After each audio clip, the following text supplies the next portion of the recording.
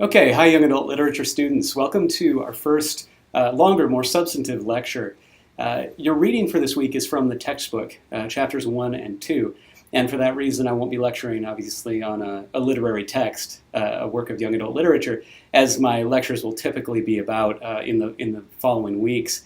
And next week, we start right in on The Hunger Games by Suzanne Collins, which, I've got to be honest, I suspect that maybe half of you have already read, maybe less. But whether you've read it before or not, I want to challenge you to either read it or reread it in light of some of the material and ideas that you're hearing about in lectures from me and that you're reading about in the textbook. But for now, I'm not going to focus on The Hunger Games. I want to talk about this whole idea of young adult literature. What is literature for young adults? How do we even carve out this sort of age range of literature, and why is it significant? These are the things I want to tackle in this relatively brief lecture for this week.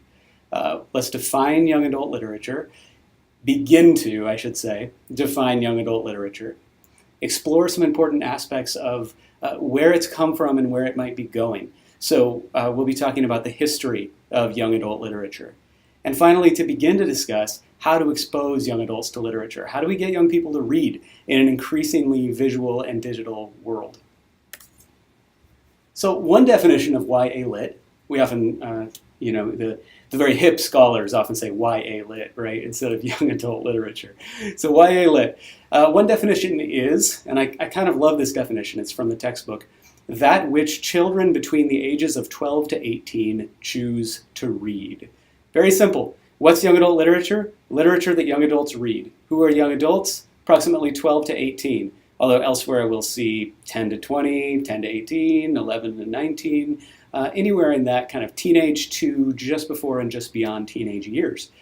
So by this definition, which is very fluid, I mean, think about it. If this is how we define young adult literature, then anything that young adults choose to read will be in that category. And if you think of some examples, that could mean, since people of these ages read all literature, right, all kinds of literature, it's very quickly going to become amorphous and difficult to hold together as any kind of solid definition.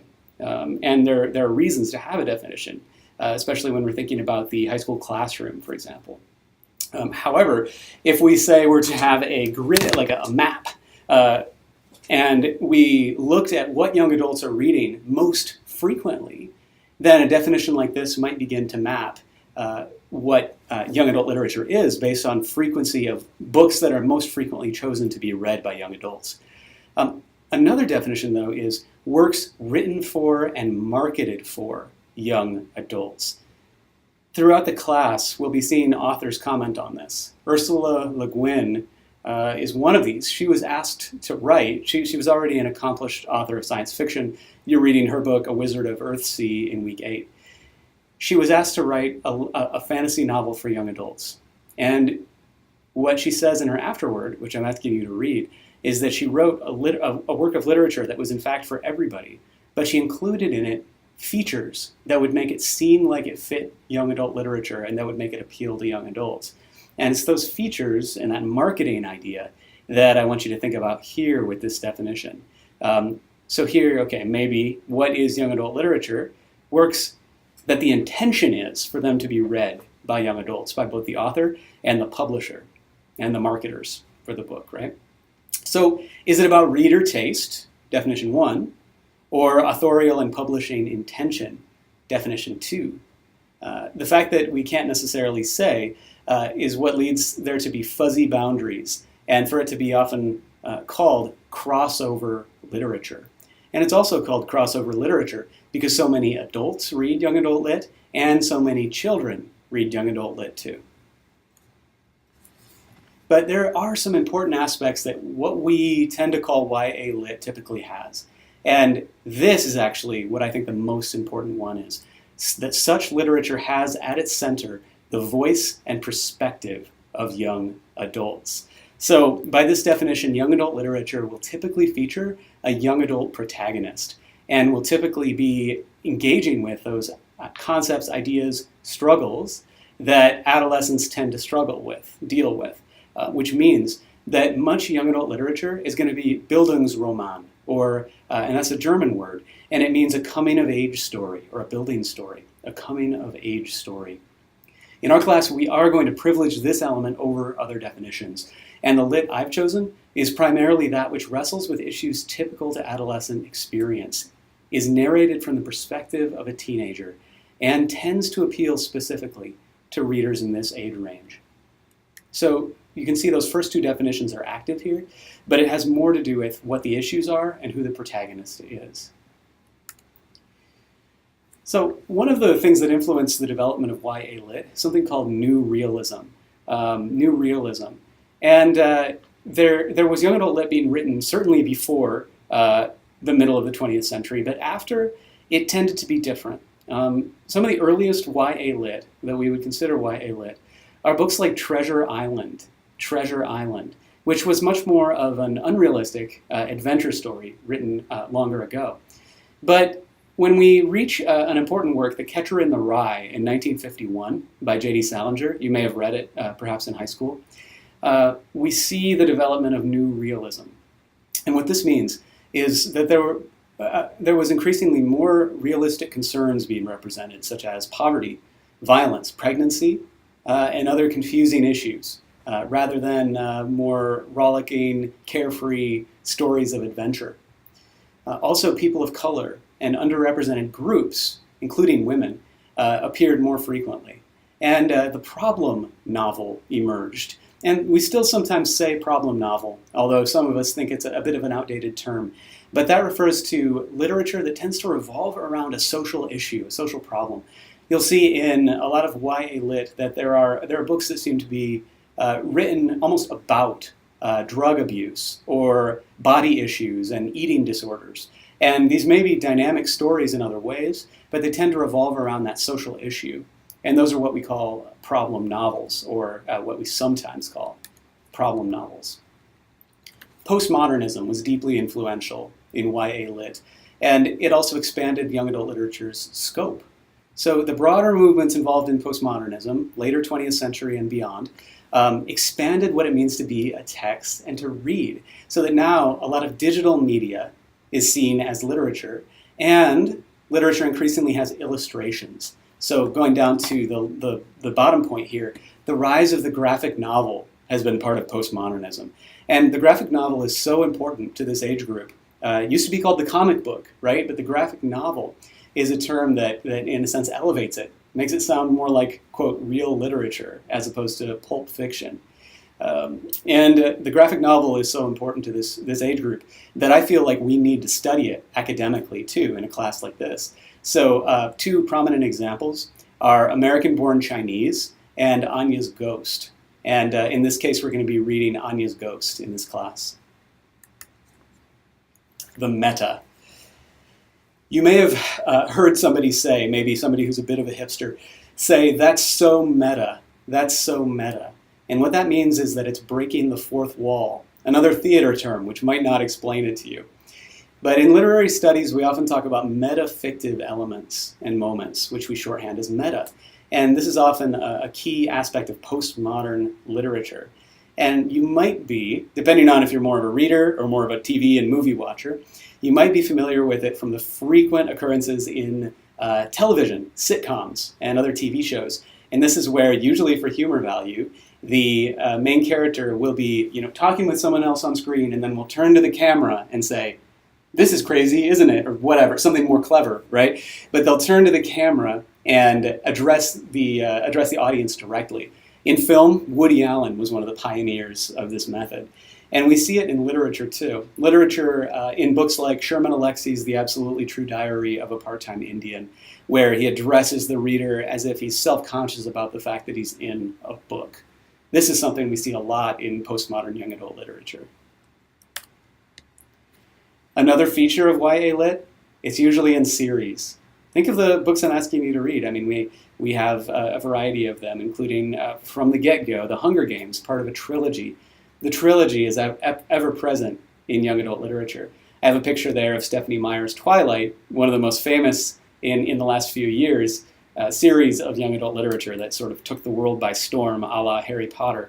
And Harry Potter, too, as well as being children's literature toward the beginning of the series, went through a transition around book 3 or 4, I would say 4, where the readers sort of grew up with Harry.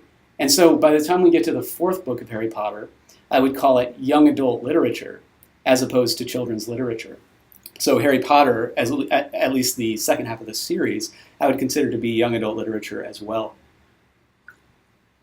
A Wizard of Earthsea, also part of a series. Ender's Game, part of a series. This is a major part of this kind of book. And also one of the things that has, in past years, stopped literary critics from taking it seriously. Because anything written serially like this is sometimes seen as, oh, that's just for entertainment. Oh, that's just kind of common genre fiction is a term that's often used.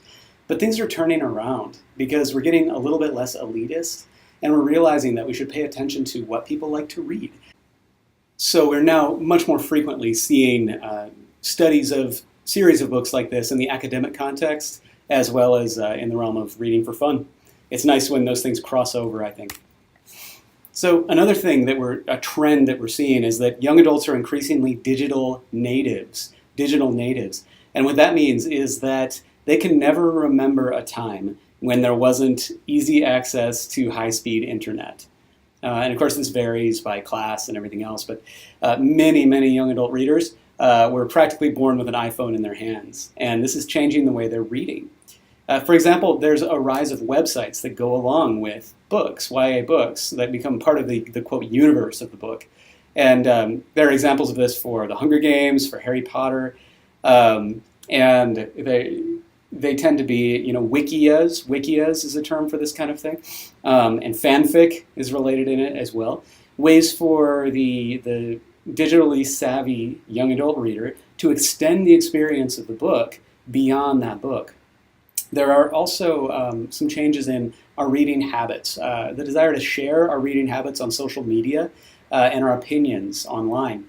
And I think many of us, even as adults, feel this way. Sometimes I read a great book, and one of the first things I feel like doing is sharing it on Facebook. And I tend to like to resist that just personally because I feel like I'm maybe just looking for approval or something. But there are uses to it, right? And it can be awesome to share the fact that you read a book and then to get excited about it with people all over the country and all over the world.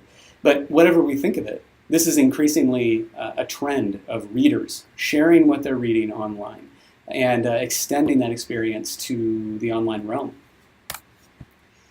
So when you're teaching YA Lit, let's say that you're interested in becoming a high school teacher, a high school English teacher. There are certain standards that we call the Common Core standards and the Common Core state standards in English and language arts. This comes up frequently in election season, right? Whether or not the Common Core standards are good, whether it should be more privatized. But in the Common Core standards, it says this: students who meet the standards readily undertake the close, attentive reading that is at the heart of understanding and enjoying complex works of literature. They habitually perform the critical reading necessary to pick carefully through the staggering amount of information available today in print and digitally. They actively seek the wide, deep, and thoughtful engagement with high-quality literary and informational texts that builds knowledge, enlarges experience, and broadens worldviews. Well, this is exactly the kind of thing that we do on a more advanced level in college English classes. And this is what we'll be practicing in part in this class, which is particularly relevant for those of you who intend to go on to do it professionally, including those of you who intend to teach according to state standard, to Common Core standards like this one. So some questions for reflection. Why do you think it's so difficult to define YA Lit? And what do you think the best definition might be?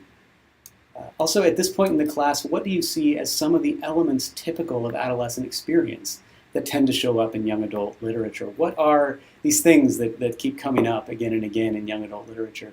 And we'll expand on this as you read more and more. And I think after you read a couple, if not, maybe 2 or 3 of these books, you'll start to see what some of those common features are. Because even though it's a hard genre to define, it actually is a very tightly knit genre in terms of the kinds of characteristics that these books tend to have.